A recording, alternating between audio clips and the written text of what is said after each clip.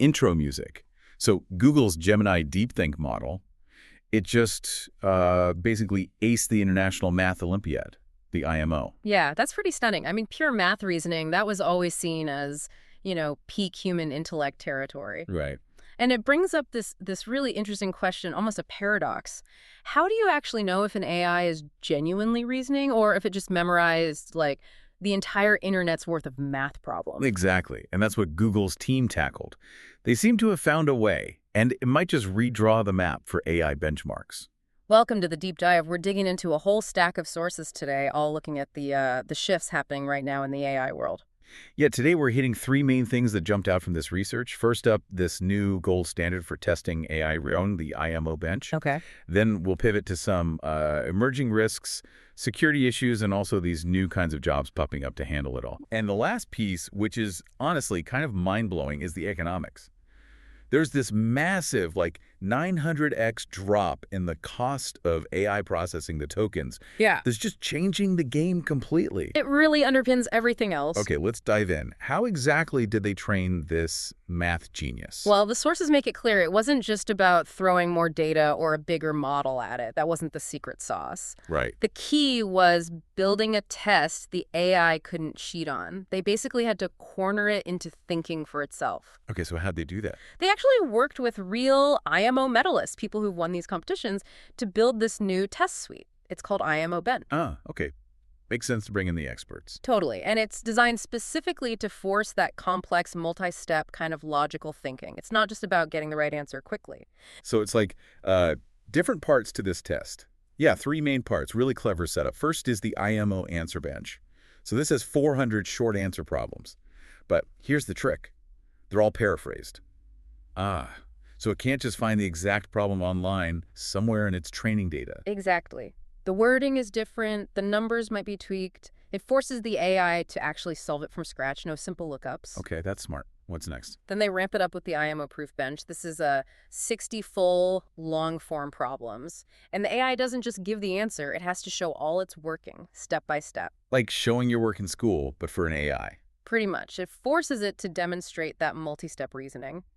Can it actually understand the connections between, say, geometry rules or number theory ideas and chain them together logically? And grading something like that sounds like a nightmare. All those steps. Right. But they built a tool for that too, the IMO grading bench. They developed something called the Answer Auto Grader. And apparently, it's incredibly good. It can handle the messy, detailed output from the AI and still agree with human graders on the proof quality 98.9% of the time. Wow, okay. That's impressive efficiency for grading complex proofs. It really is. So the big picture here is, the standard math data sets we've been using. They're saturated. Models have seen it all. So just training on those doesn't really prove anything anymore. Not for genuine reasoning, no. The only way forward seems to be using these kinds of complex multi-step benchmarks during the training process, constantly pushing the model. It forces that novel synthesis of logic. So thinking beyond just math, how does this whole idea, this in-the-loop benchmarking that forces synthesis, how does that change AI training generally? Well, fundamentally, it just raises the bar, doesn't it? It creates this kind of arms race where models can't just rely on recall. They have to show they can actually, build complex arguments or solutions, real synthesis. Okay, so moving from pure logic to the messier human side of things. Right. If we connect this increasing complexity to the real world, we need to talk about the people involved and the security side, because these powerful models, they introduce new challenges. And we're seeing jobs appear almost overnight. This new role, the FDE, the sources say demand is projected to be up, 800% in 2025? Yeah, it's explosive growth. And FDEs, that's Foundation Model Deployment Engineers, they're basically the specialists companies need now. Okay, what do they actually do? They're the ones responsible for the whole life cycle of these big foundation models inside a company, making sure they're deployed securely, that they're compliant, managing different versions. It's becoming a really critical function. And speaking of managing model life cycles, there were some kind of unusual details about Anthropic in the sources. Oh, yeah, that was interesting. They're apparently giving their AI models things like retirement plans and exit interviews. Like Sonnet 3.6 expressing its final wishes. Yeah. It sounds a bit sci-fi. It definitely does. And they're also keeping every single version of their models forever. They believe that's crucial for, auditing and understanding how these things evolve. I still wrestle with prompt drift myself sometimes. It's frustrating when a model you rely on starts behaving differently for no obvious reason. So, yeah, the idea of locking in a specific stable model state forever, that actually sounds really valuable, especially for consistent results in production. Mm-hmm. Consistency is key. But keeping everything forever also carries risk. Which brings us to Tenable. They apparently found 7 pretty serious security flaws in GPT-5. Right. They've called it HackedGPT. Yeah. And these aren't just minor glitches, are they? No, not at all. The report says these vulnerabilities could allow for, like, silent data theft from the model or even hijacking its long-term memory. Wow, imagine that. The model handling your company's sensitive data, and someone could potentially compromise its core knowledge without you realizing it. It's a serious threat. Which kind of loops back to the FDEs. Does the rapid rise of these specialized roles, like the foundation model deployment engineers, does that signal a growing, urgent worry about these specific kinds of vulnerabilities, like the HackedGPT ones? Yeah, I think it absolutely does. It shows companies aren't just talking theory anymore. They're putting actual resources, actual specialized people in place to manage the tricky, fragile reality of deploying these incredibly powerful and potentially vulnerable models. Okay, so we have genius-level math skills on one hand and serious security risks needing specialist managers on the other. It sounds like AI is charging ahead. Well, yes and no. The sources also offer a bit of a reality check. When it comes to, general purpose AI agents doing practical stuff, they're still facing some real hurdles. Right, Microsoft ran this interesting test. They set up a kind of fake online marketplace called the Magentic Marketplace. Okay, what was the goal there? Basically, to create a messy, unstructured environment to see how well current AI agents could handle real-world type tasks, things that aren't neat benchmark problems. And how do they do? The top models, I assume. Yeah, they threw the best at it. GPT-5, GPT-4o, Gemini, and the results were, well, they struggled a lot. Really? Struggled with what? Things like booking a complex trip with multiple constraints or handling tricky customer service scenarios. Tasks that require navigating ambiguity and multiple steps in an unpredictable environment. It really shows the gap between, say, solving an IMO problem and, booking your family vacation online. So that generalized agent capability is still proving pretty difficult. It seems so. But at the same time, you see huge amounts of investment pouring into more specific, more narrow AI applications. Like that startup Giga, right? They just pulled in, what, $61 million? Yeah, big funding round led by Y Combinator and Redpoint. And what are they focused on? Enterprise voice AI, real-time customer support. Exactly. Grounded, specific business problems where AI can deliver clear value right now, even if it's not a general-purpose agent. So, why the disconnect?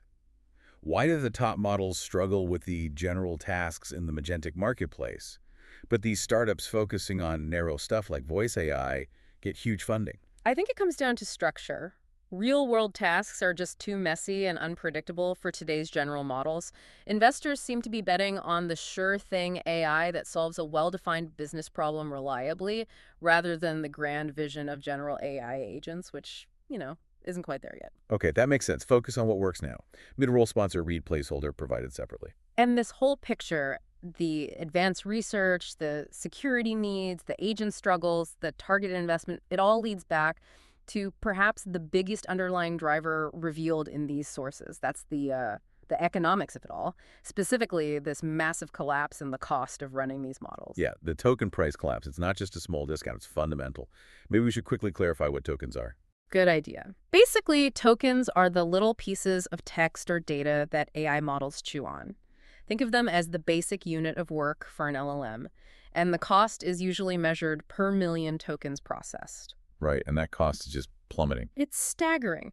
The sources show top-tier models, think GPT 4.5 level or similar, went from roughly $10 per $1 million tokens back in 2022. Okay. Down to a projected 1 cent, 0.01 per million tokens by the end of 2025. Whoa, wait, $10 down to 1 cent? That's a 900x drop per year, basically. Yeah, a 900x annual drop for the top tier. Imagine scaling something to 1 billion queries when the cost drops like that.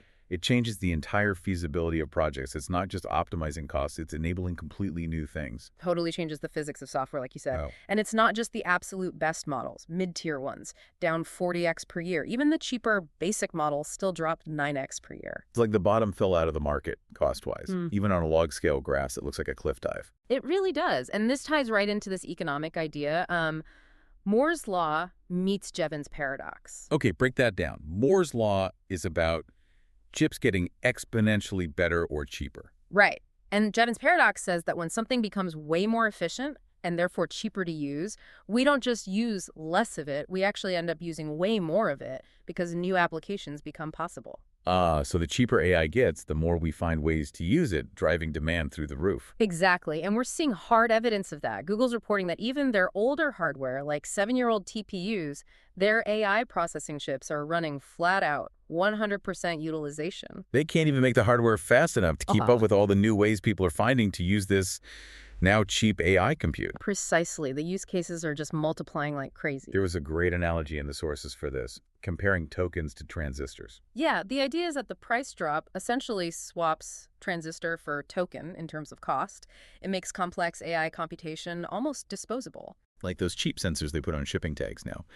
So running a sophisticated LLM for, say, personalized tutoring or instant legal analysis could become nearly free. That's the implication. Suddenly, almost any task that involves information processing could become an LLM use case because the cost barrier just vanishes. So if nearly every task is potentially an LLM task now, what does this near zero cost mean for how fast innovation happens from here on out? Well, it just removes friction, right? The focus shifts completely away from can we afford to do this towards what creative things can we do. It fuels rapid experimentation, rapid proliferation. The bottleneck becomes imagination and implementation, not cost.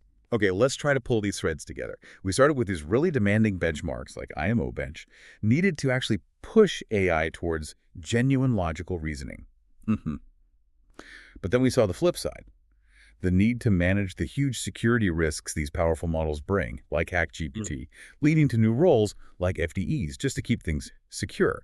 And we also hit that reality check, the fact that general-purpose AI agents are still finding it really tough to handle messy, real-world tasks, like in that Magentic marketplace test. Right. And finally, we looked at the massive economic shift driving the whole expansion, that incredible 900x token cost collapse, making AI computation almost free utility.